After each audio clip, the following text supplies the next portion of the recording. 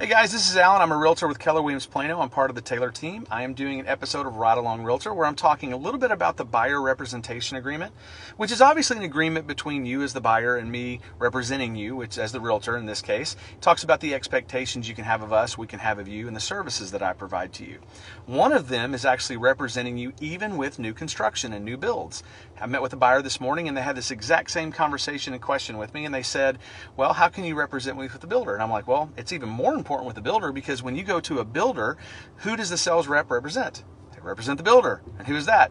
They are the seller. They don't represent you. So even if you sign a contract, that does not mean they represent you. They represent their best interests. You need someone to represent you on the buyer's side.